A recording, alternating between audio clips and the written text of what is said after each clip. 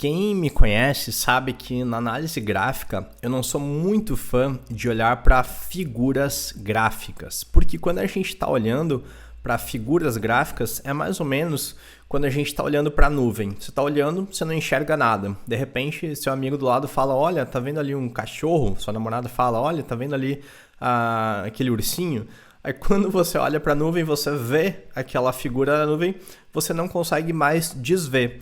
E você tem o risco de parecer enxergar algumas figuras no gráfico que você quer enxergar, ok? Então você tem que ter cuidado para esse ponto. Mas na literatura gráfica tem uma figura muito poderosa que é o oco, que é o ombro, cabeça, ombro. Então você tem aqui um ombro, uma cabeça e um outro ombro, ok? Geralmente, quando essa figura é formada, quando o segundo ombro ele perde esse suporte, geralmente a gente tem uma queda bem substancial. De outro lado, a gente também tem o okoi, ombro, cabeça, ombro, invertido. E essa é uma figura que pode ser um sinal bastante bullish, ok?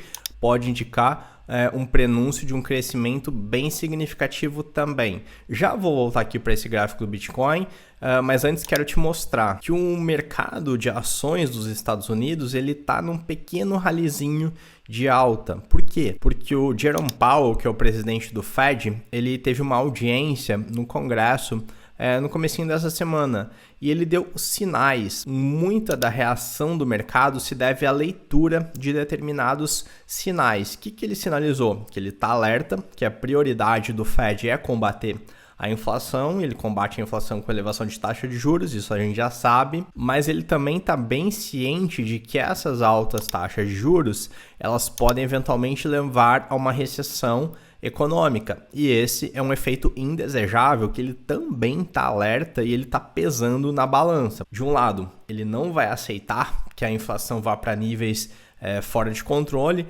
mas ele também não vai aceitar uma quebra geral da economia. Além disso, outros indicadores, outros dados econômicos estão mostrando que a atividade econômica está ficando mais lenta. Isso é um indício de que a pressão inflacionária já está arrefecendo e, portanto, a gente pode esperar que as próximas reuniões do FONC não elevem tanto a taxa de juros. E a leitura desses sinais, que por enquanto são bem subjetivos, é uma leitura nas entrelinhas do mercado, isso animou os mercados. Antes de voltar aqui para o gráfico do Bitcoin, deixa eu dar uma olhada aqui no gráfico do S&P, ok? S&P 500. Aqui você está vendo que ontem ele cruzou para cima a média de 9 e hoje ele está pairando acima. Então a gente pode estar sim diante de um rally de alívio. A tendência macro ainda é muito complicada, mas a gente pode estar diante de um alívio, ok? Note que aqui a gente também teve um movimento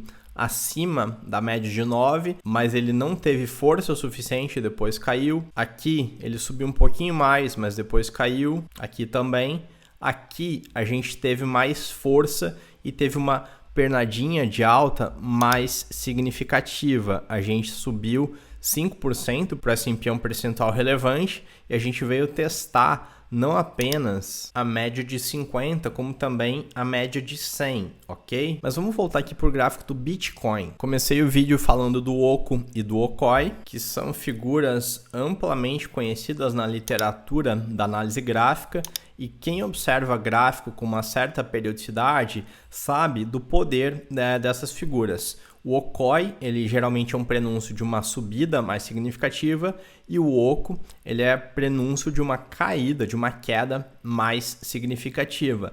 Mas lembra do alerta que eu fiz lá no começo do vídeo. A gente pode estar vendo claramente aqui um oco, um okoi, melhor dizendo, um ombro, cabeça, ombros invertido, mas eu particularmente na análise gráfica, eu não me apego muito a figuras porque a gente está suscetível há erros, a gente pode enxergar algo como olhar a formação de uma nuvem. A gente vê a formação, pode estar vendo um cachorro, mas na verdade é apenas coisa da nossa mente, ok? Mas eu resolvi fazer esse vídeo, por quê? Porque o Okoi é uma figura bem importante quando ela ocorre, de fato, quando a gente vê a configuração dela de fato ocorrendo, a gente pode ter um prenúncio de uma alta mais substantiva.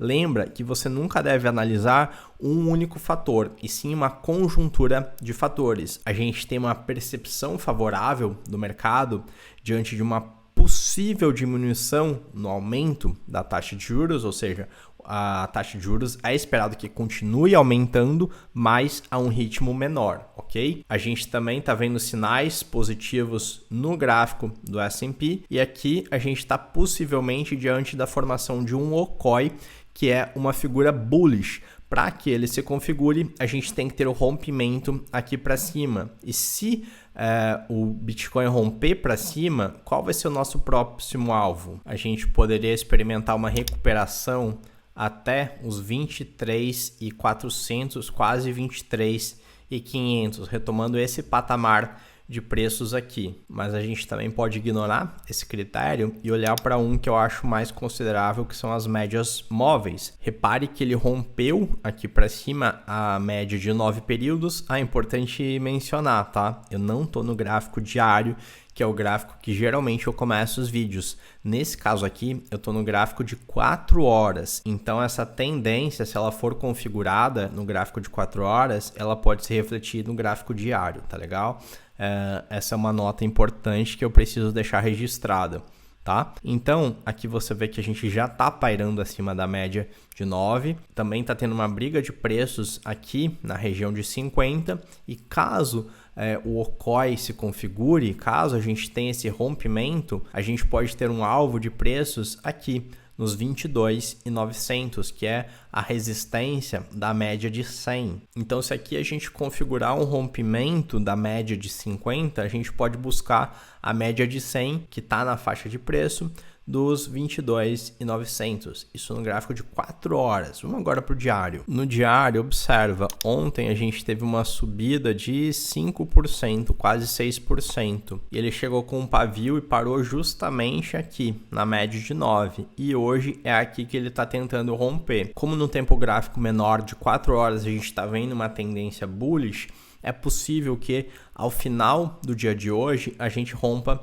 para cima a média de 9, mas vamos dar uma olhada aqui no volume. Olha, a gente está vendo uma divergência entre preço e volume. O preço nos últimos dias está aumentando ligeiramente, mas o volume está decrescente e esse é um sinal bearish, não é um sinal positivo não. E, portanto, como nos tempos gráficos maiores, diário, semanal e mensal, o Bitcoin ainda não consolidou o movimento de reversão de tendência, eu consideraria um pivô de alta apenas aqui na região dos 23.500, que a gente teria um topinho superior a esse topinho aqui anterior, ok? Aqui a gente teria um possível pivô de alta e aí no diário a gente poderia buscar 27 por aí, tá ok? Então tudo indica que esse aumento do Bitcoin de ontem, de hoje, é apenas um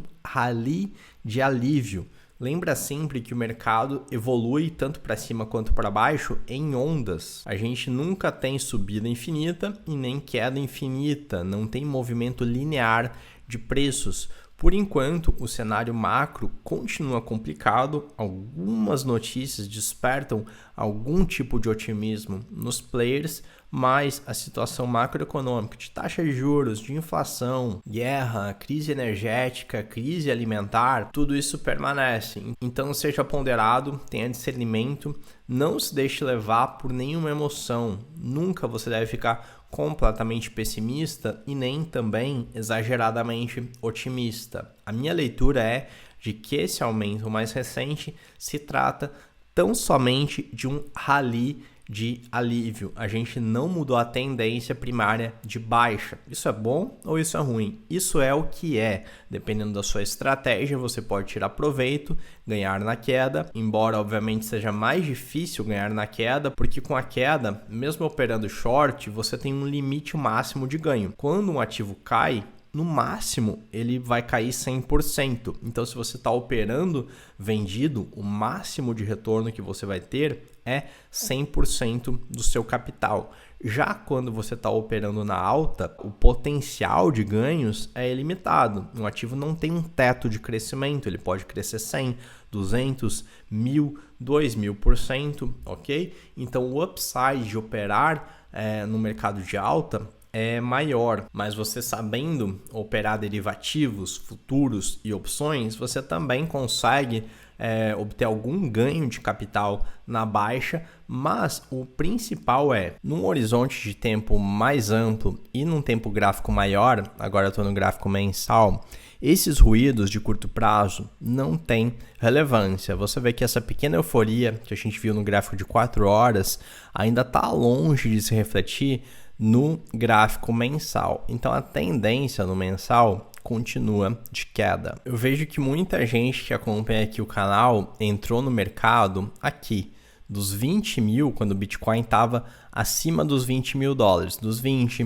dos 30. Muita gente entrou no mercado quando ele tinha rompido os 50 mil e algumas pessoas compraram no topo máximo, na TH, que foi na casa dos 68 mil dólares. Me deixa saber, diz aí nos comentários, em que região de preços do Bitcoin você entrou no mercado. É claro que tem algumas pessoas que entraram há mais tempo e, portanto, já estão habituadas a esse ciclo, ok? Repare que aqui a gente passou por um momento muito parecido com esse que a gente está vivendo agora. A gente teve uma euforia gigantesca que foi seguida por um grande pessimismo do mercado. Euforia gigantesca, pessimismo do mercado. Nesse momento pessimista aqui, que foi muito parecido com esse que a gente está vivenciando agora, qual seria a melhor atitude?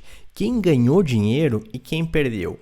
Quem panicou e vendeu no topo, obviamente perdeu dinheiro. Quem ficou esperando cravar o fundo, muito provavelmente perdeu o bonde e deixou de aproveitar essa pernada de alta. Porque agora, em retrospecto, é muito fácil ver que esse aqui foi o fundo. Mas, quando o mercado chegou nessa região aqui, muita gente pensou, bom, a gente chegou num fundo, aqui é um suporte, daqui ele vai para cima. Mas não, em um único mês a gente teve uma queda violenta. E quando a gente estava nesse movimento aqui, muita gente ainda pensou, nossa, o mercado ainda vai lá para baixo, então ficou de fora. E a verdade é que ninguém tem como cravar com exatidão qual vai ser o exato topo, nem tampouco o exato fundo. Portanto, uma estratégia bastante simples e bastante eficaz de ser aplicada é o DCA, Dollar Cost Average, que consiste basicamente em buscar um preço médio mais favorável fazendo aportes periódicos e regulares. Então, você decide, por exemplo, fazer um aporte por mês, ou então um aporte quinzenal, ou ainda um aporte a cada semana, independentemente do preço de tela do Bitcoin. Isso significa na prática que você, em vez de panicar e vender no topo, você vai continuar fazendo aportes. Você vai fazer um novo aporte aqui, um novo aporte aqui, um novo aporte aqui e, por consequência, quando o mercado retomar uma trajetória de alta, você aqui nesse momento vai ter obtido um lucro muito maior, porque você vai ter feito um preço médio mais favorável. Como você não sabe como cravar fundos, você vai comprar aqui, você vai comprar aqui, você vai comprar aqui. O seu preço médio vai ser melhor do que se você tivesse tentado adivinhar o fundo, ok? E aqui eu vejo que muita gente me pergunta, eu devo sair do mercado? Eu devo recomprar tudo quando ele chegar aos 14? Eu devo recomprar tudo quando ele chegar aos 10? A verdade é que é impossível de prever qual é esse novo fundo. É claro que com mais tempo de tela, com mais experiência de leitura do mercado, com leitura do cenário macroeconômico e também análise fundamentalista e gráfica, eu sou favorável a você combinar todas as ferramentas de análise possível. Eu acredito que você não vai ser um bom analista se você negligenciar uma ou outra ferramenta. Você tem que saber fazer uma leitura macro, tem que ter noção de análise fundamentalista, tem que saber fazer análise on-chain e também a gráfica, ok? Quando você tem essa experiência mais avançada, vamos dizer assim, de leitura de mercado, você também pode recorrer ao Dollar Cost Average, mas você pode fazer a leitura, por exemplo, de que nesse momento aqui você está diante de uma possível zona propícia para uma compra. E aí, em vez de dividir exatamente por igual esses 4 aportes, você pode concentrar um aporte maior nessa região aqui que você acredita com base em diversos fatores que tem uma probabilidade maior de ser um fundo. Você nunca vai ter a pretensão de falar, aqui é um fundo. Um bom analista sempre tem a humildade de reconhecer que ele pode estar errado. E essa humildade é justamente o que mantém a mente aberta para você buscar mais e mais e mais informações, para você buscar mecanismos de tornar a sua análise cada vez mais robusta, ok? E eu quis encerrar o vídeo mencionando essa estratégia. Eu sei que algumas pessoas conhecem e outras pessoas não conhecem, mas é uma estratégia super simples de fazer para quem ainda não está habituado a fazer uma leitura mais sofisticada no mercado. Eu recomendo que faça aportes regulares independentemente do preço de tela, ok? Ela é muito simples de aplicar. A dificuldade dela é justamente ter a disciplina e o controle emocional de você comprar sem se preocupar com o preço do ativo. E como o Bitcoin é um ativo bastante volátil, mas que no longo prazo tem uma tendência clara de alta, nessas circunstâncias o tempo vem mostrando que essa é uma estratégia simples e ao mesmo tempo vencedora. E com isso eu encerro o vídeo de hoje e a gente se vê numa próxima. Um grande abraço e até mais!